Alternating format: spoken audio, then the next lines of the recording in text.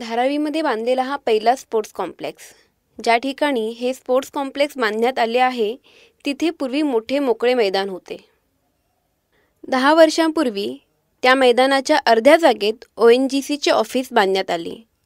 त्यानंतर गेले 10 वर्ष या विभागातील मुलांकडून मैदानाचा वापर खेळण्यासाठी होत होता.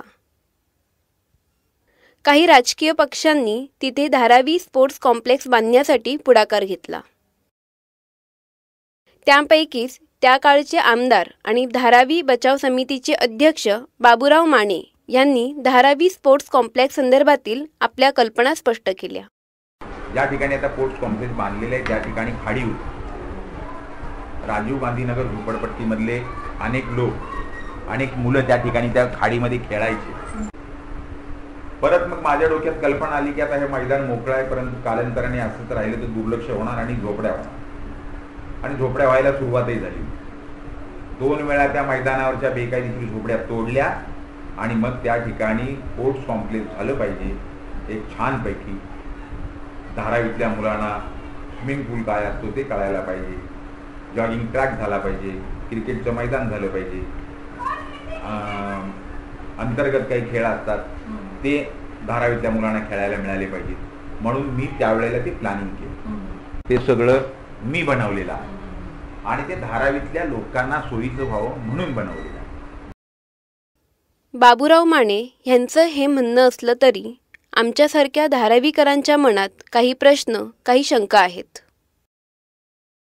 धारावी स्पोर्ट्स कॉम्प्लेक्सच्या वार्षिक सभासद फी संदर्भात विचारण्यात आले तेव्हा कोणतीही अधिकृत माहिती अजून लोकांपर्यंत पोहोचलेली नाही हे समजले.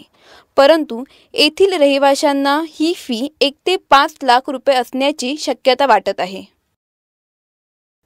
स्पोर्ट्स कॉम्प्लेक्सच्या समोर असलेल्या राजीव गांधी नगरमधील लोक या स्पोर्ट्स कॉम्प्लेक्सकडे असुरक्षितेच्या भावनेतून बघत आहेत. आता आपण किती वर्ष तग धरून राहू? कारण या स्पोर्ट्स कॉम्प्लेक्समध्ये येणाऱ्या लोकांच्या गाड्या पार्क करण्यासाठी आमची ही वस्ती तर तोडणार नाही ना, अशी शंका त्यांना भेडसावत आहे. कोर्ट बनवल्यामुळं आम्हाला असं ऐकायला लागले की 40 फूट जाते, 20 फूट जाते असं म्हणा लागल्यात.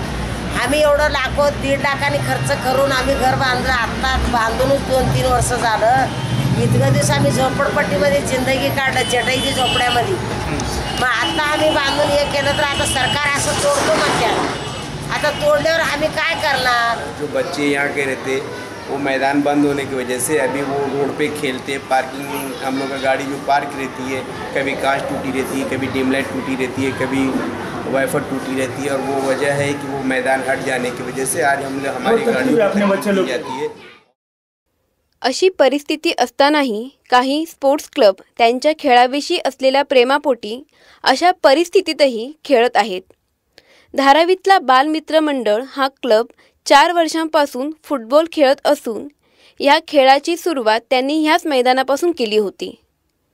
स्पोर्ट्स क्लबने त्यांची सराव करण्याची जागा हिरावून घेतली आणि आता त्यांना धारावीच्या बाहेर जाऊन सराव करावा लागत आहे.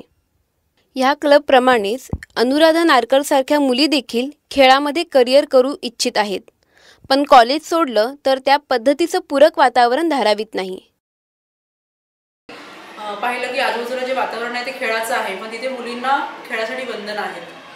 त्यामुळे जेव्हा जेव्हा खेळाचा प्रयत्न करतो त्यावेळी लोक आम्हाला हसायचे, अरे मुलींनी घरी बसलं पाहिजे, मुलींनी चूल आणि गुळ सांभाळलं पाहिजे, मग तुम्ही का ग्राउंडमध्ये खेळतात? तर ते स्पोर्ट्स वातावरण आम्हाला भेटलं नाही. मग ते पुन्हा तिथेच थांबलं. पण मला असं वाटतं की एक मुलगी म्हणून की तिने सुद्धा स्पोर्ट्समध्ये प्रगती करायला पाहिजे आणि त्यांनासुद्धा धारावीमध्ये भरपूर ग्राउंड आहेत, पण ते फक्त मुलांसाठी आहेत. तर ते मुलींना तिथे खेळायसाठी काही वावच नाही. तर मला असं वाटतं की आता जे धारावी स्पोर्ट्स कॉम्प्लेक्स झालं आहे तिथे तरी त्यांनी मुलींना तरी स्पोर्ट्ससारखं वातावरण दिलं पाहिजे आणि तिथे मुलींना अपॉर्च्युनिटी मिळाली पाहिजे.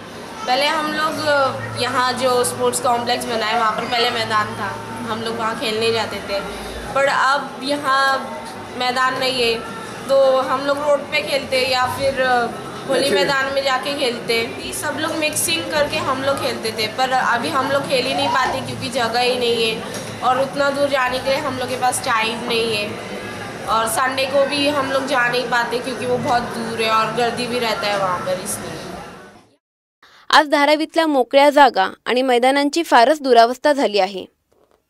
या मैदानांचा उपयोग मंडळांकडून सण उत्सव साजरा करण्यासाठी, राजकीय पक्षांकडून त्यांच्या सभा घेण्यासाठी, कार पार्किंगसाठी, लहान मुलांकडून शौचासाठी केला जात आहे. या सगळ्यामध्ये धारावीकर हेच शोधण्याचा प्रयत्न करत आहेत की आपल्याला हवा असणारा विकास हाच का? आणि ह्याचं उत्तर नाही असेल तर याबाबत दाद कोणाकडे मागायची?